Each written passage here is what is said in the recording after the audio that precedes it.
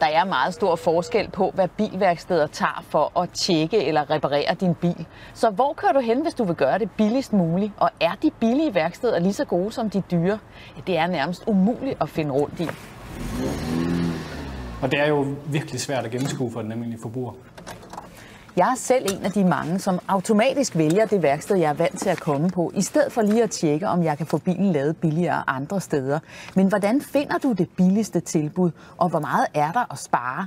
Det ser vi på her i Penge i aften. Jeg har en helt konkret udfordring med min bil her. Der er nogle lamper i instrumentbrættet, der lyser en gang imellem, og det indikerer, at der er noget galt med bremsen. Så derfor har jeg kørt herud til FDM for at få hjælp til at finde rundt i værkstedsjungen. Og Per, hvad skal jeg gøre? Fordi jeg skal jo i allerførste omgang finde ud af, hvad der er galt med bilen. Kan jeg bare køre hen på et hvilket som helst værksted og få en diagnose? De fleste værksteder vil kunne lave en udlæsning på din bil og fortælle dig, hvad det er, der skal laves. Men du kommer til at betale for det. Men hvis jeg så gerne vil finde det bedste og det billigste, hvordan bærer jeg så ad med det? Jamen enten kan du ringe til nogle forskellige værksteder i nabolaget og høre, for nu ved du præcis, hvad du skal lave. Så kan du ringe til nogle værksteder og spørge, hvad skal I have for at lave den her opgave for mig? Eller du kan gå på en af de værkstedsudbudsportaler, der også findes, for eksempel Autobottler, og få 3 tilbud på din reparation. Så det er et større detektivarbejde? Ja, men til gengæld kan jeg også love dig, at i bedste eller værste fald, så kan du altså få halv pris på regningen, så derfor så kan du godt holde timeløn ved at lave det stykke arbejde. Nu har jeg altså lidt at gå efter, og jeg vil starte hos mit sædvanlige værksted. Og der er masser af værksteder at vælge imellem herhjemme. I alt findes der omkring 3.000 autoværksteder rundt om i landet. Heraf er de 900 såkaldte mærkeværksteder, der slår sig op på bestemte bilmærker. Og så er der 2.100 frie værksteder. 1.000 af dem er en del af et kædesamarbejde, som for eksempel Hella, Bosch og Automester. Og der er nok at tage fat på for værkstederne, for der kører omkring 2,3 millioner personbiler på vejene. Og i gennemsnit er hver bil på værksted 1,6 gange om året. En af de biler, der snart skal på værksted, er Jane Bak Sørensens. Hun bruger dagligt sin Ford Fiesta til at komme til og fra arbejde. Og ellers er det jo privat kørsel af småture med børnene, men indimellem også en tur til Jylland til familien.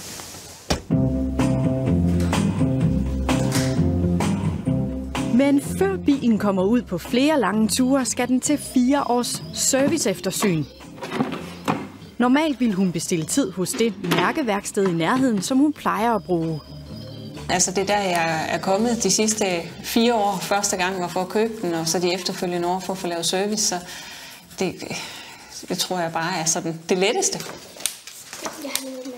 Og derfor er det også det første værksted, hun ringer til. Jeg vil jo rigtig gerne høre, hvad sådan et eftersyn det koster. Prisen lyder på. Du siger 3200 for sådan et eftersyn. Okay, jamen det vil jeg lige tænke over, så vender jeg eventuelt tilbage.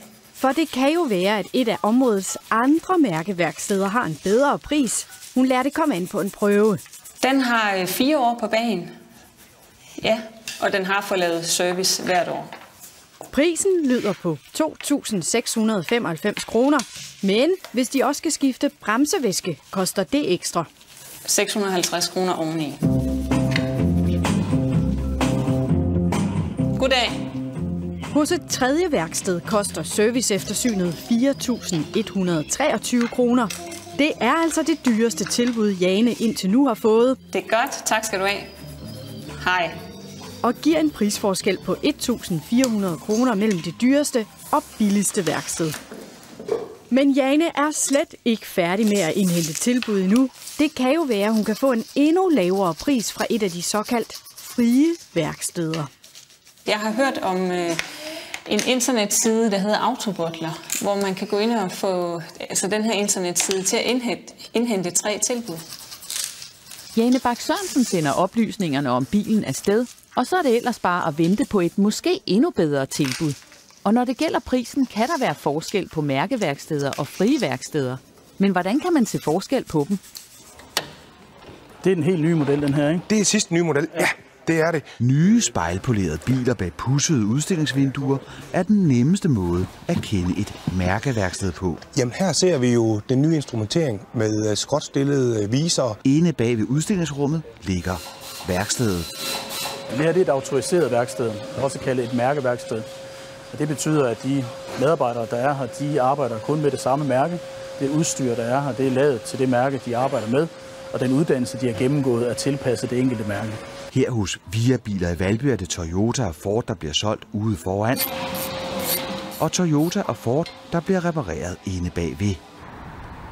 Der er ikke brugt poleringsmidler i helt samme grad, når man besøger et såkaldt frit værksted. Vi har lovet bilen færdig til i morgen, og jeg har bestilt reservedelen.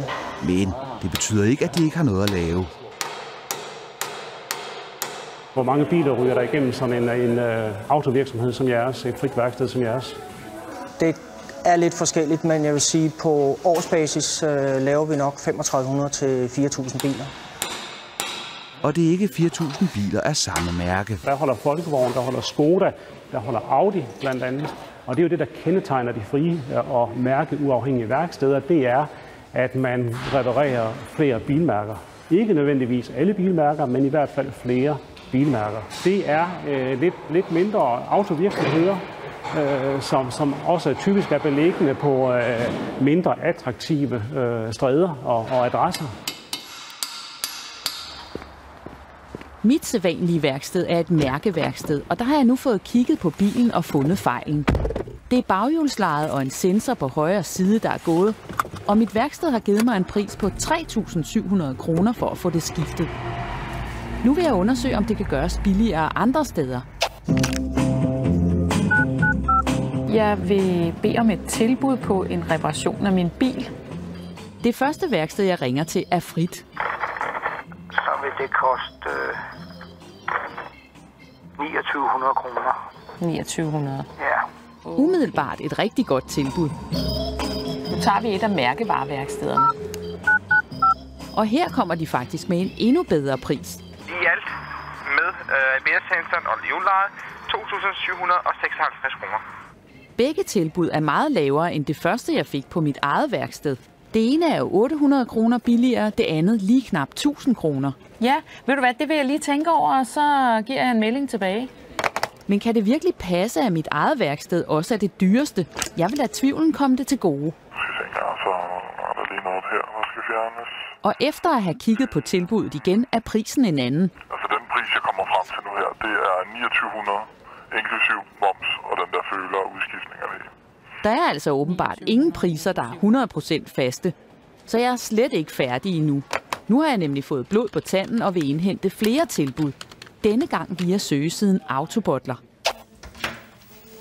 Sidste år brugte danske husstande i gennemsnit 4.400 kroner på at få bilen repareret. Og Jane Bak Sørensen skal også til at bruge penge på sin bil. Der er nyt fra tilbudssiden. 3 frie kædeværksteder har budt ind, og også her er priserne forskellige. Det dyreste tilbud lyder på 3.000 kroner, mens det billigste er på 1.688 kroner. Og så er der til med en gratis lånebil med. Hej, det er Jane. Men hvad for et tilbud skal hun vælge? Det sikre valg, det mærkeværksted, hun plejer at bruge. Eller skal hun for første gang prøve et frit værksted, der kan gøre det væsentligt billigere? De spørgsmål er FDM's forbrugerøkonom Allan Skytte kommet for at hjælpe hende med at besvare. Og jeg har ikke noget som helst begreb om, hvad jeg skal gå efter. Det er jo virkelig svært at gennemskue for den almindelige forbruger. Altså det er et marked, som er meget uigennemsigtigt. Og der er jo store prisforskelle. Og Allan Skytte kan godt forstå, at Jane Bak Sørensen per automatik er lun på det værksted, hun plejer at bruge. Hvis man tager Ford, altså mærkevareværkstederne, så er det ret standardiseret, det de laver. Og de følger fabrikkens forskrifter meget slavisk. Til gengæld er de frie værksteder billigere, og her kan kvaliteten også sagtens være i orden, mener Allan Skytte. Men Jane skal være opmærksom. Generelt ser det jo sådan rimelig billigt ud. Ikke? Ja.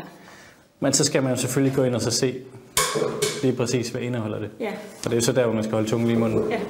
Ligesom vi, for 2 af de frie værksteder beskriver i deres tilbud ikke, hvad et serviceeftersyn hos dem indebærer. Der er ikke nogen lang liste der. Nej. Og så må man enten spørge dem igen, eller sige, jamen det duer ikke, fordi jeg vil gerne vide noget mere omkring, hvad I vil lave med min bil. Ja. Det billigste værkstedstilbud har til gengæld beskrevet, hvad de vil gøre ved Janes bil. Tilbuddet lyder på 1.688 kroner. Og der må man sige, det er jo faktisk meget positivt, at de så har listet op, jamen, hvad er det, de vil lave.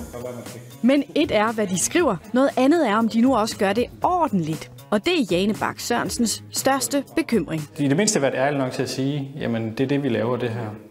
Jane har altså nu fået 6 tilbud. Det dyreste service koster 4.123 kroner. Det billigste lyder på 1.688 kroner. Der er altså en besparelse på 2.435 kroner, hvis hun vælger det billigste. Men jeg synes jo måske ikke, at forvirringen er blevet mindre hos mig. Et pristjek fra FDM viser, at der også kan være rigtig mange penge at spare ved at kigge sig lidt rundt i landet. For generelt er priserne højere i hovedstadsområdet og de store byer, end de er i de mindre byer. For eksempel koster en udskiftning af tandremmen på en Ford i Lyngby ved København knap 6.000 kroner, mens samme reparation uden for Ringsted koster det halve, knap 3.000 kroner. Der er kun 65 kilometer mellem det dyreste og det billigste værksted. Så er der en kørselsomkostning på omkring 1.500 kroner ved at køre fra København til Ringsted. Det koster altså 150 kroner og nogle timers køretur og spare 3.000 kroner. Vi tager lige et eksempel mere. Det dyreste sted at få udskiftet en tandrem på en Opel er i København med en pris på 8.500 kroner. I Aabenraa er prisen 3.300 kroner. Der er grænser for, hvor langt det kan betale sig at køre for landets storbyboere i jagten på en lav pris. Men besparelsen kan måske forenes med andre ærner. Hvis der taler om en større reparation, kan der være mange tusind kroner at hente, hvis man måske kan forene reparation med, at man alligevel skal i sommerhus eller på familiebesøg i en anden del af Danmark. Så det er faktisk svært også lige at kigge på, om der er Og det med geografien er faktisk en mulighed, Jane Bak Sørensen også bør undersøge. Det foreslår FDM's forbrugerøkonom Allan Skytte. Eftersom jeg har familie i det jyske og snart har en tur derop, så tænker jeg, at det skal komme an på en prøve. Jane ringer til et mærkeværksted i Nordjylland og får en pris. Hvor meget siger du? 29,95. Det er godt. Du skal have tak. Hej hej. Prisen er 2.995 kroner. Inklusiv skift af bremsevæske, pollenfilter og motoroliefilter. Det gør de andre. Det viser sig altså, at her kan det ikke betale sig for Jane at tage bilen med til Nordjylland. For i nærheden af, hvor hun bor, kan hun jo få sin Ford Fiesta til service for 1.688 kroner. Altså en besparelse på 1.307 kroner. Det billigste tilbud er Janes favorit. Jeg må også sige, at det er så meget billigere, ja. at det er klart, at man bliver fristet til at sige, jamen, at det vil man gerne prøve. Ja. Du skal have tusind tak, fordi du kom og hjalp mig lidt. Jamen, velbekomme. Hun vælger altså for første gang at sende sin Ford Fiesta til service hos et frit værksted. Om værkstedet så lever op til hendes forventninger, finder vi ud af lidt senere. Godt, så får jeg lige den, mens du sætter dig ind. Jane valgte altså et billigt værksted, og det er værd at kigge sig godt for der er mange faktorer, der lige nu gør det billigt at få repareret. Bilisterne skal være opmærksom på, at det her det er købersmarked. Der er meget hård konkurrence på værkstederne i forhold til at servicere biler, og det gør, at du får rigtig meget for pengene i dag. Og så er der også prisforskelle mellem by og land. Altså i by, der er lokale omkostningerne væsentligt højere, lønomkostningerne er højere, så vælger man at lade sin bil servicere eller reparere i en af de store byer, jamen så koster det ekstra. Så det kan godt give mening at tage et værksted lidt længere ude. Når det handler om prisforskelle på mærkeværksteder og frie værksteder, spiller huslejen også ind. For når man også lever af at sælge nye biler, så skal man helst ligge på en adresse, hvor folk kommer forbi. Og det smitter af på værkstedsregningen, lyder det fra FDM. Man kunne godt have en fornemmelse af, at man dermed som forbruger, der bruger værkstedet, er med til at betale det fine showroom ude foran. Som hovedregel vil man på mange opgaver opleve lidt lavere priser på det frie værksted. Fordi de frie værksteder ikke på samme måde underlagt krav fra importøren om, hvordan der skal se ud, hvor de skal ligge henne, hvordan værkstedet skal indrettes osv. Men hvad betaler man så for på mærkeværkstederne? Jamen, når du handler på et autoriseret værksted, så er du jo garanteret, at det personale, der betjener bilerne, de har den seneste nye uddannelse. Du er garanteret, at det udstyr, de anvender, det er opdateret. Du er garanteret, at den software, der bliver programmeret ind, er opdateret. Alt det koster selvfølgelig lidt mere. Det er de frie værksteder ikke enige i. Jamen, så siger jeg, at det er et PR-stunt. Vi har adgang til samme informationer, samme udstyr, og vores svende er uddannet fra samme sted. De frie værksteder er ofte også billigere med reservedele. Der skal man kigge efter, om det er såkaldte OEM-godkendte reservedele.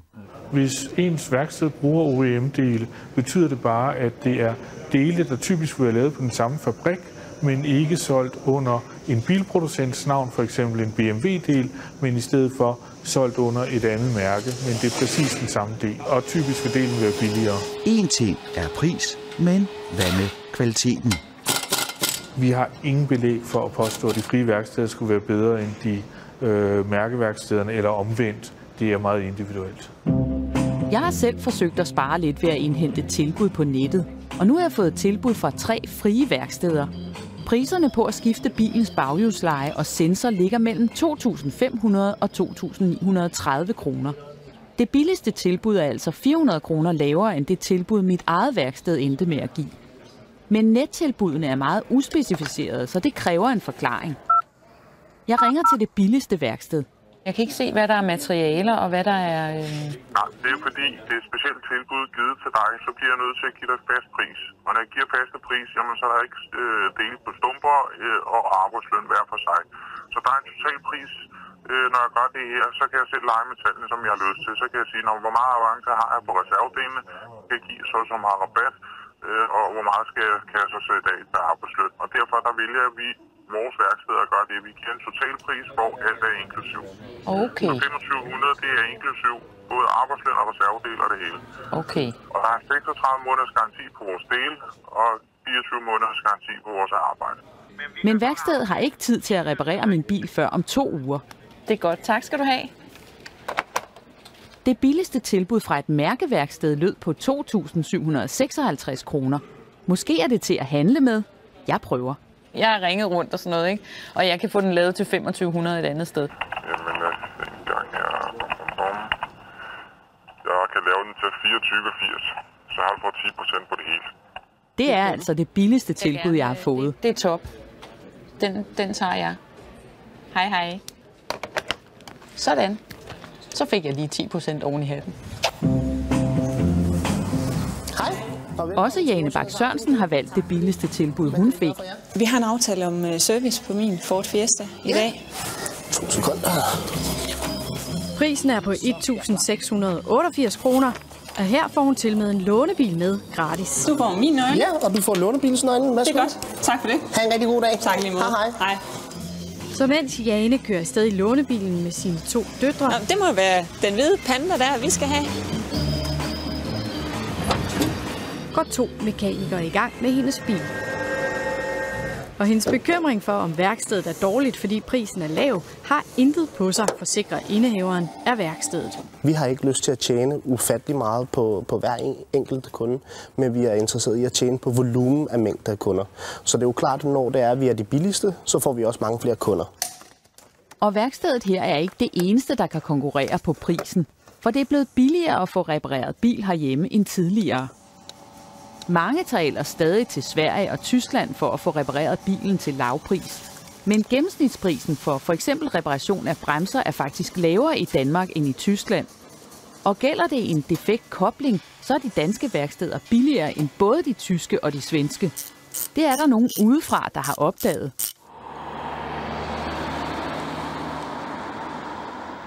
Når bremser og styretøj er blevet slidt, så er det tid til et besøg på værkstedet. Bilisten har valgt Horne Autoværksted i Hirtshals. Det er ikke det lokale værksted, for bilejeren her kommer helt fra Norge.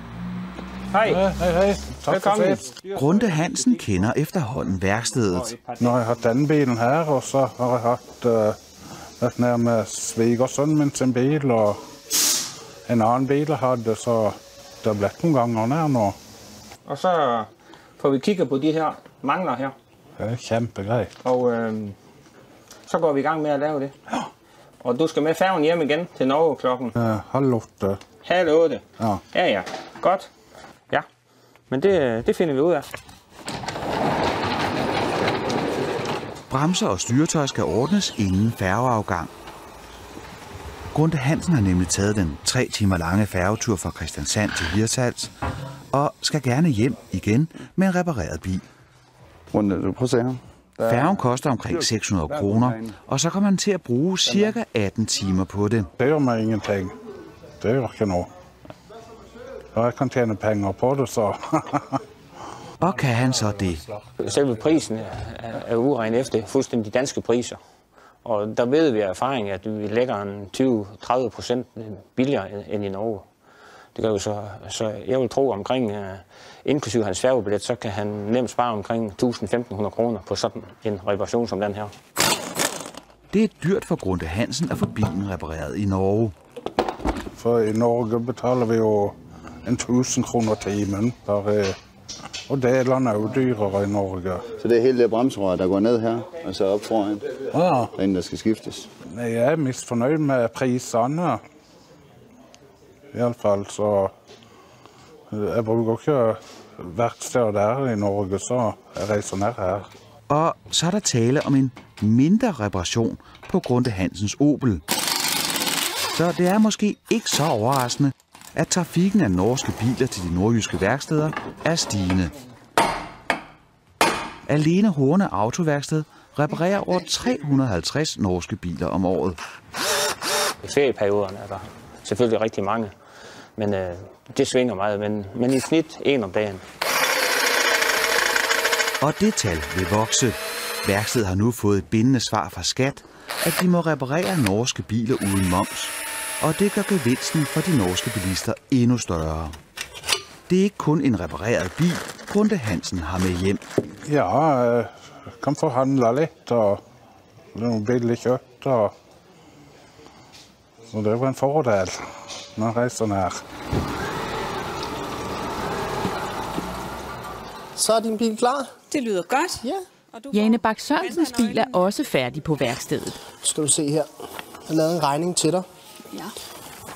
Den kan vi lige gennemgå sammen en gang. Ja. Det er selve servicet, som vi har Først er der selve serviceeftersynet af hendes 4 år gamle Ford Fiesta. Hvor vi har givet den noget nyt olie og et nyt oliefilter og et pondenfilter. Ja.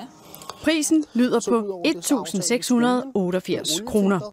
Men der kommer lidt ekstra oveni, da værkstedet midt i eftersynet har fundet ud af, at bilen også skal have skiftet bremsevæske. Så aftalte vi, at jeg skulle skifte bremsevæsken for dig til 399 kroner. Ja. Det betyder, at den samlede regning ender på knap 2.100 kroner. Og det var det hele. Godt. Ja, det var det. Men den nye pris ændrer ikke på Jane Bak Sørensens opfattelse af værkstedet. Jeg er tilfreds. Hvis du ligesom Jane Bak Sørensen overvejer at bruge et andet værksted, end du plejer, og samtidig går efter den bedste pris, så er her eksperternes råd. Gå ud og få flere tilbud. Det viser sig jo, at det kan man ofte få en pæn besparelse på. Spørg værkstedet, er der garanti på arbejdet, eller er der kun reklamationsret? Er der garanti på reservedelen, eller er der kun reklamationsret? Det er rart at vide, når man sammenligner sine indhentede tilbud. Hvis man ønsker at få sin bil serviceret på et autoriseret værksted, men måske ikke er helt tilfreds med den udbudte pris, så kan man jo spørge, om det kan lade sig gøre at lave det til en anden pris. Og så er det altid godt at have en fast aftale med værkstedet om, hvad der præcis skal laves. Så værkstedet kontakter en, hvis de undervejs finder andre ting, som også bør repareres, så man er sikker på, at det tilbud, man har fået, holder. Også Jane Bak Sørensen har gjort sig en del erfaringer med værkstedspriser, og noget så standard som et serviceeftersyn. Det, der overrasker hende mest, er de store prisforskelle, især blandt mærkeværkstederne i hendes lokalområde. Jeg er overrasket over, at der er så store forskelle internt. Det havde jeg ikke forventet. Prisforskellen på det billigste og det dyreste mærkeværksted var 1.428 kroner. Men i Janes tilfælde kunne det betale sig at bruge et frit værksted. Her endte serviceeftersynet med at koste knap 2.100 kroner, fordi der kom lidt ekstra oveni. Men alligevel 2.087 kroner mindre end på det dyreste mærkeværksted. Så det værksted kunne hun godt finde på at bruge igen. Jeg synes, de efterlod et godt indtryk. Var grundige i deres beskrivelse i tilbuddet omkring, hvad jeg kunne forvente, der blev udført. Så ja, det kunne jeg godt finde på. Jeg selv endte jo altså så på et mærkeværksted, men bare ved at ringe rundt og forhandle lidt, så slap jeg jo altså 1.220 kroner billigere end det tilbud, jeg fik i første omgang fra det værksted, jeg plejer at bruge. Så der er altså penge at spare ved at give værkstedspriserne et serviceeftersyn. Nu kører jeg hjem og stiller bilen, for i næste uge er det nemlig økonomien i cykler, vi ser nærmere på.